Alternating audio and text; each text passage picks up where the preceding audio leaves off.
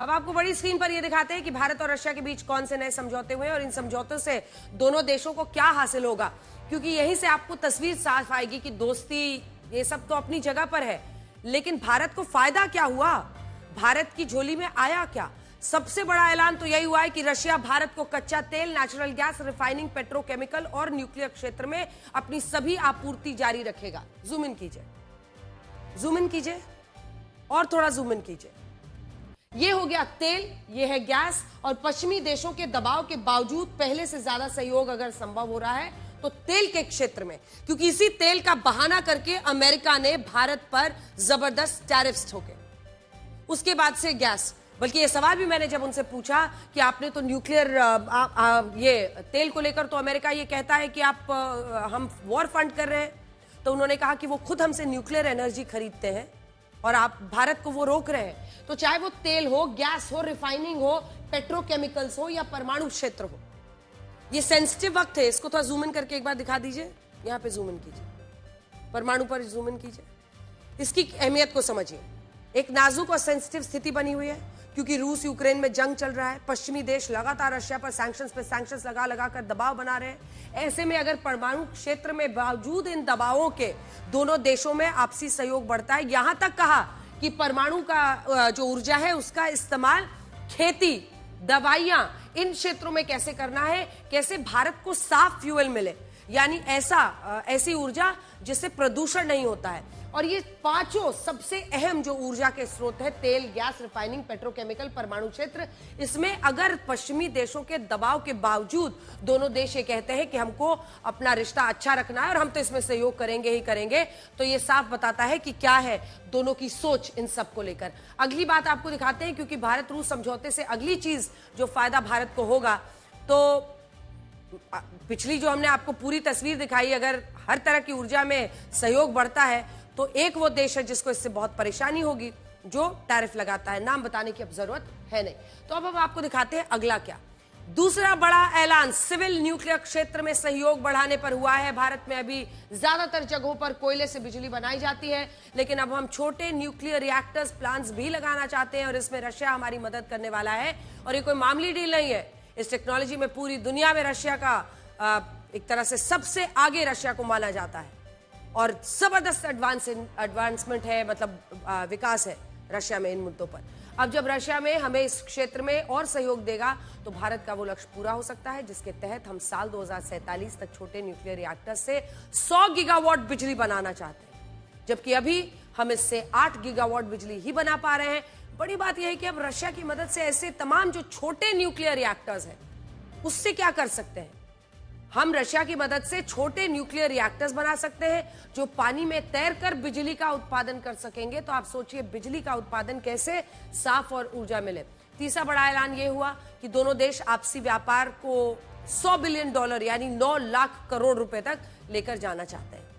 अभी दोनों देशों के बीच एक साल में लगभग 5,80,000 करोड़ रुपए का सालाना व्यापार है, जिनमें भारत का घाटा बहुत ज्यादा है।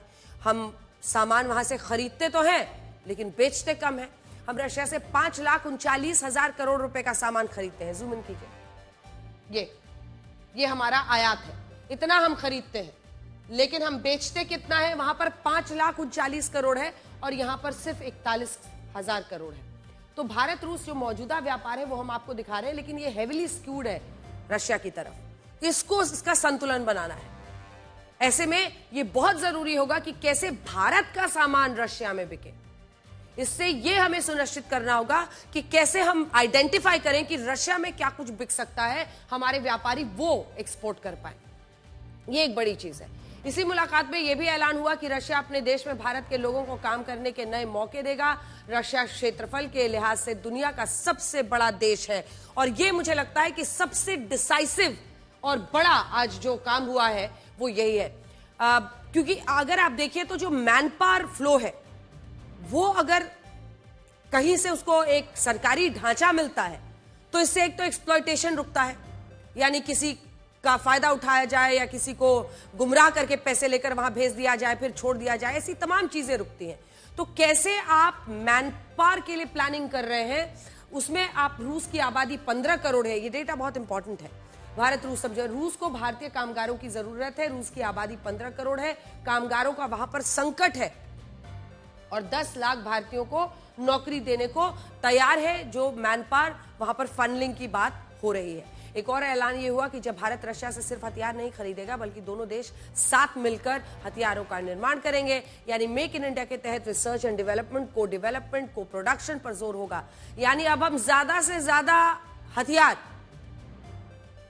रशिया से टेक्नोलॉजी लेंगे, टेक्नोलॉजी ट्रांसफर करेंगे, लेकिन अपने ही देश में बनाएंगे, को प्रोडक्शन करेंगे। हमने ब्रह्मोस मिसाइल्स बनाई है, वो रूसी तकनीक से था लेकिन बनाया हमने, वही ब्रह्मोस हमारे लिए काम आया ऑपरेशन सिंदूर में। तो तस्वीर साफ है कि make in India, make with Russia, उनकी टेक्नोलॉजी को लेकर बनाना है लेकिन अपना करना है। अब आइए स्पेस सेक्टर में, तो स्पेस सेक्टर को लेकर भी भारत और रशिया के बीच समझौता हुआ, जिसके तहत दोनों देशों में जो अंतरिक्ष में इंसानों को भेजने के मिशन पर साथ काम करेंगे हम।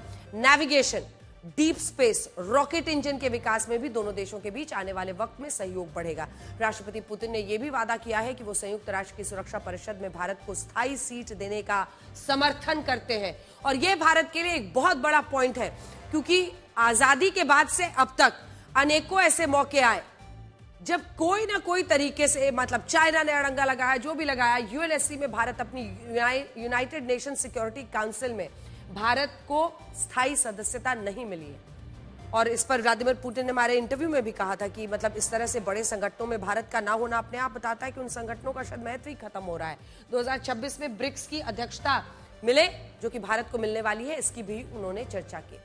आतंकवाद के खिलाफ भी दोनों देशों के बीच सहमति बनी। राष्ट्रपति पुतिन ने कहा कि वो आतंकी फंडिंग को रोकने, उन पर प्रतिबंध लगाने के लिए भारत के साथ मिलकर काम करेंगे। इसी मुलाकात में यह भी ऐलान हुआ कि भारत और रशिया के बीच ज्यादा से ज्यादा व्यापार भारत की करेंसी रुपए और रशिया की करेंसी रूबल में होगा। अभी दोनों देशों के बीच 96% व्यापार रुपए रूबल में हो रहा है, लेकिन डिजिटल करेंसी प्लेटफॉर्म पर दोनों देशों के बीच अभी बातचीत नहीं हुई है। 96% जो व्यापार है वो रुपया रूबल में हो। अब इसी से एक तरीके से आप समझ सकते हैं कि डिपेंडेंसी डॉलर पर खत्म होगी। आपको डी डॉलराइजेशन की तरफ इसको बड़ा कदम माना जा रहा है। आखिरी फैसला, भारत और रशिया के बीच international north south transport corridor, यहाँ पे इतिहास बनते देखेंगे।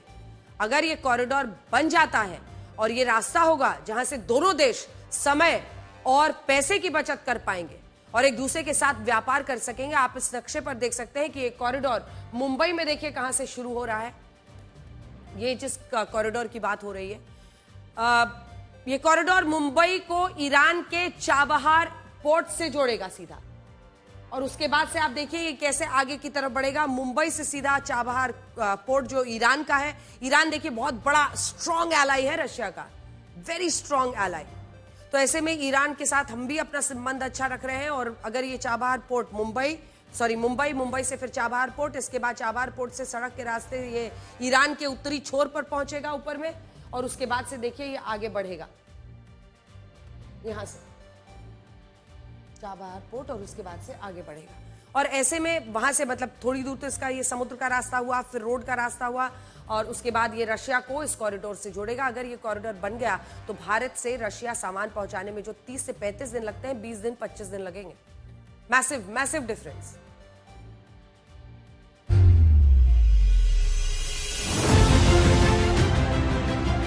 पिछले 8 दशकों में विश्व में अनेक उतार चढ़ाव आए, मानवता को अनेक चुनौतियों और संकटों से गुजरना पड़ा, और इन सब के बीच भी भारत रूस मित्रता एक ध्रुव तारे की तरफ बनी रही।